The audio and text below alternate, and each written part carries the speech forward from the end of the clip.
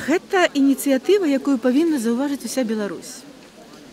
Таму што ўсе чакаюць, калі нехта дасць грошы, каб паставіць помнік на месцы расстрэлу, на магіле, прысвечаны нейкай важнай для нас падзеі, важнай у нашай гісторыі.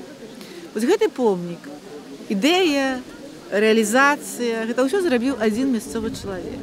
Гэта зрабіў Сяргей Коваль, які не надта, можа, задумваўся, не надта ведаў пра гэту гісторыю, але сутыкнуўшыся з ёй, вот як ён сказаў, я зразумеў, што я не змагу жыць, калі я не зраблю нешта.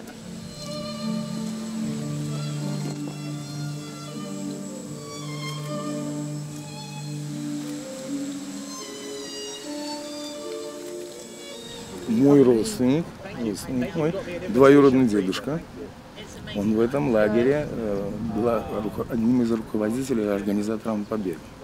То есть у меня моя судьба связана непосредственно с этим местом.